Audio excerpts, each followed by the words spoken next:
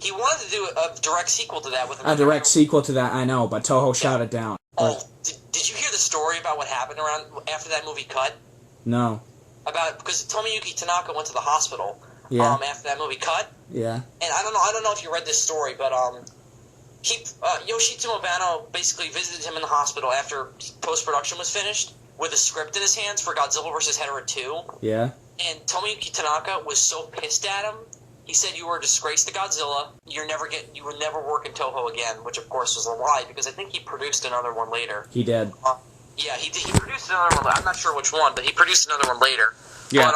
But, and of course he's producing the new one. And I was like, that's really harsh because that movie is not as bad as. I actually think Godzilla vs. Gigan is worse than it. But yeah, me too. It's not as enjoyable. It's too slow. Yeah. Yeah. And you know what I find funny? Like, if you were to press, like, info on, like, if you have Dish, there's under the critique section, it got 3 out of 4. Really? Yeah. And I was like... Well, the thing about that movie is that it was so well received at the time because of what it was trying to say. Right. And it was so relevant. Mm-hmm. And, you know, you could say all you want about how similar, you can call it... I've heard people, say it's Captain Planet meets Godzilla. Right, yeah. And that's fair. I mean, it is, but I find it really enjoyable, and also the fact that it's still relevant today. Right. And you know, what I find... Pollution never went away. Yeah. Pollution never went away. Yeah, pollution never went away. Well, it did up here, but it never went away.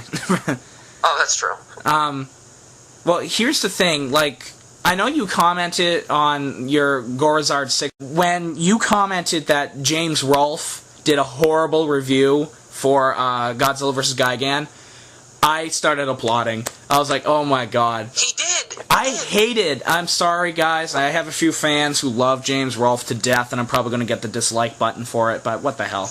I was so utterly disgusted with his Godzilla-thon. I disagreed with a lot of it, but I still enjoyed it. Well, I guess I could say that too, but, you know, in my opinion, he's not a big enough Godzilla fan to do it. Well, my problem with him was that I saw his top 30 movies first, before I saw his Godzilla-thon, and I was like, you know, you claim to be a huge Godzilla fan, but the original Godzilla isn't anywhere on that list. In My Godzilla Series, my ideal Godzilla for the first one is the one from Godzilla vs. Destroyer, like nearly exact. Well, yeah. What I wanted to do was because... Yeah. I got that from watching your video, yeah. Yeah, and I didn't say this in the video, but here's what my Godzilla would look like.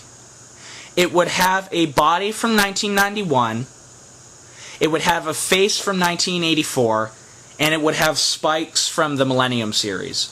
Oh, that's rad. That's cool. The Godzilla series that follows is, I'm going to tell you the last film, which I highly recommend you check it out because it sounds really bad when I say it. Listen to how I'm going to present it. It's Godzilla. Well, I said it was Attack Godzilla, but the premise is Godzilla against Gamera and MechaGodzilla. Oh, dude, I have wanted a Godzilla vs. Gamera movie ever since I was a kid. And my excuse to getting those two monsters together, because nobody think it possible, is I know damn well that movie would do amazing in the box office.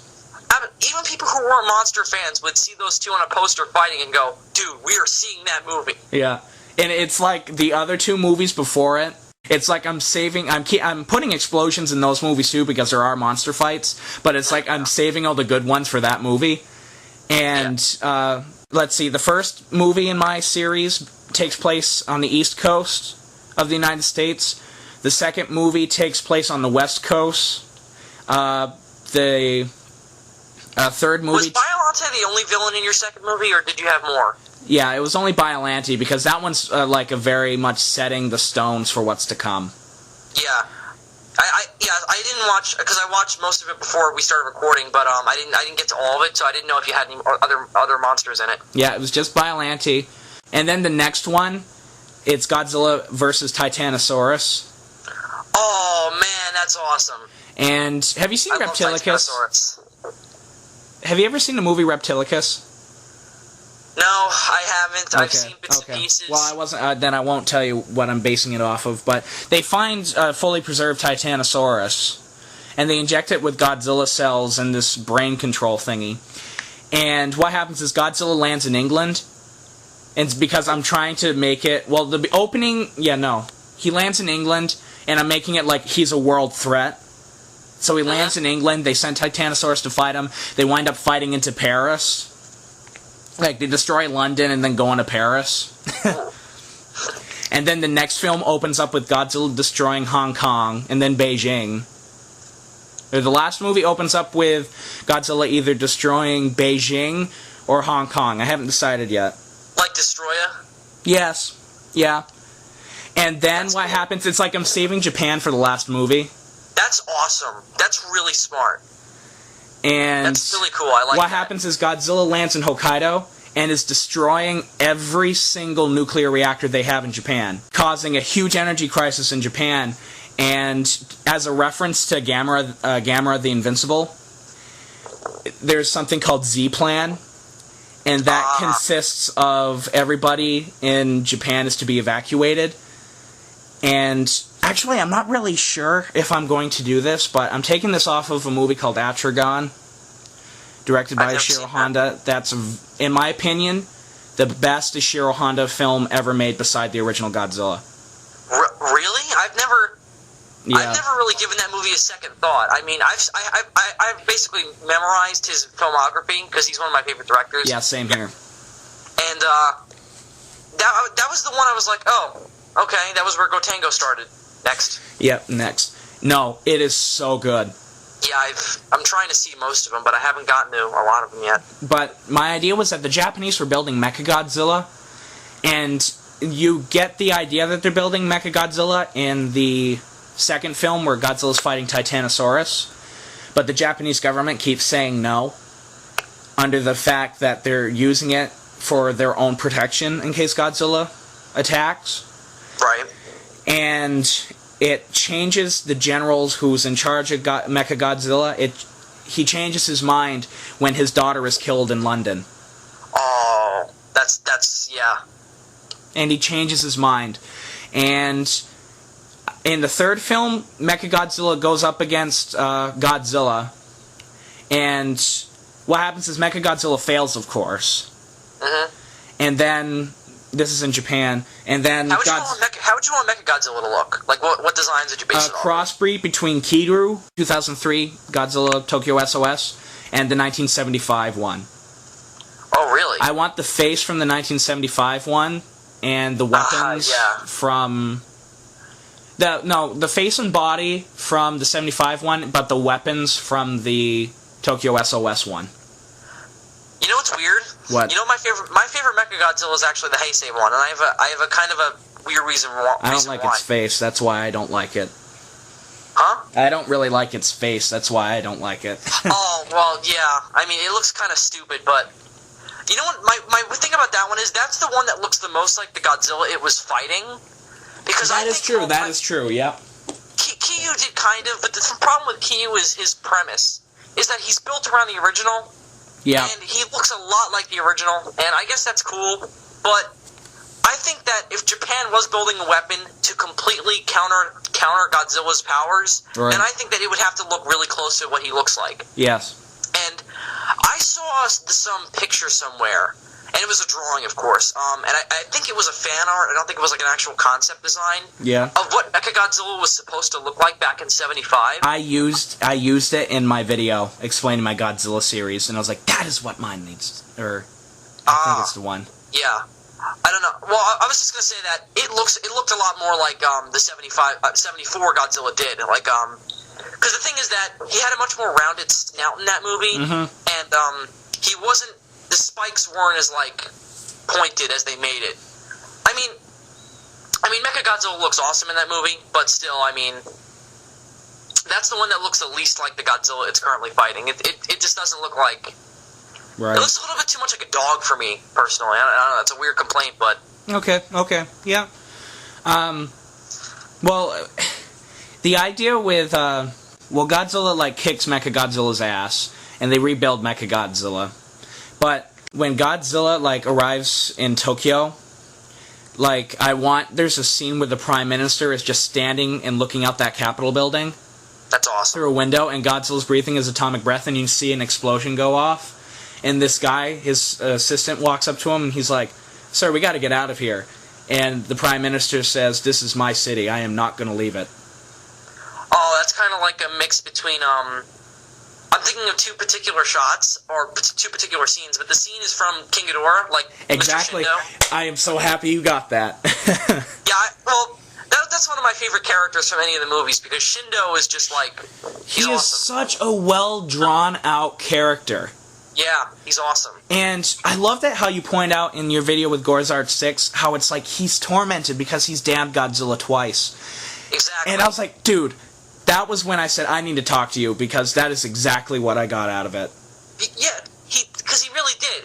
First, he not only left Godzilla there, I guess he pretty much said, yeah, this thing's probably going to die here. Which he did. That movie spelled out that the Godzilla source did die. Yes. And that nuclear radiation brought it back to life. It didn't change it. Mm-hmm. And I thought, he left it there to die, but also to be damned, to turn into this thing that later destroyed Tokyo. Mm-hmm. Which, in my opinion, actually makes his character feel worse, because when that happened, he wasn't expecting it to happen.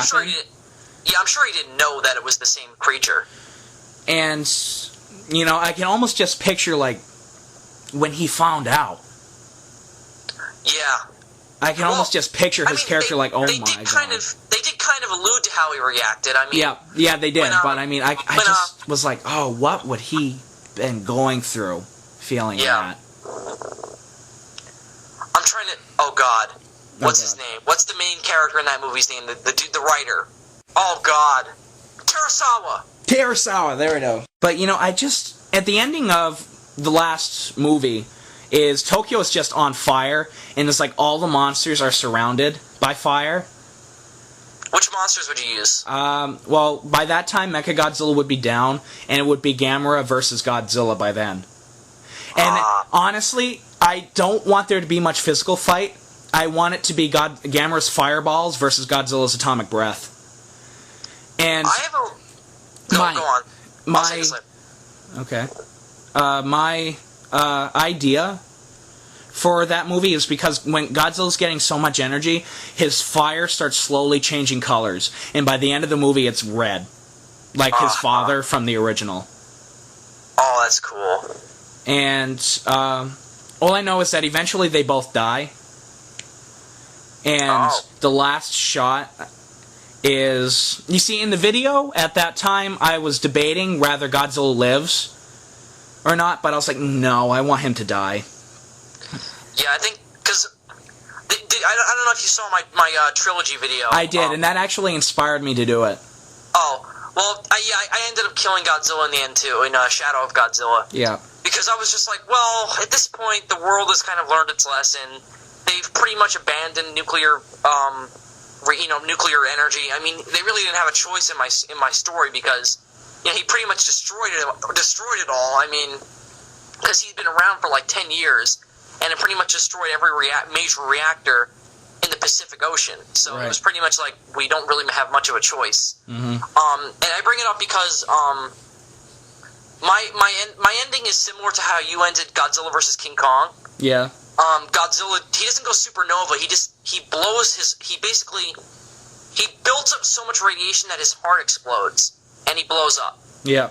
And he kills King Ghidorah with them. Mm-hmm. And like you said, I saved the obvious fight for the end, Godzilla versus King Ghidorah. Right. Because I think Ghidorah as the final villain really is just Godzilla versus his worst enemy. Yeah. And, which I know if you look at my series, it's like you're not expecting him to fight any of the monsters I chose. Yeah. Especially Gamera. Yeah. I had another question for you. Yeah. Two actually that involve Gamera. Mm-hmm. I have a strange concern about people saying they want to see Godzilla and Gamera fight, and people specifically say, what would happen if the most powerful version of Gamera fought the most powerful version of Godzilla? And my problem is, Gamera's powers are so inconsistent that you could never really you can never really find a most powerful version of Gamera. Well, you see, in my film, Gamera's evolving throughout the entire thing. Oh, that makes sense. And so at the beginning, he just breathes his normal fire, but by the end, he's got fireballs and everything.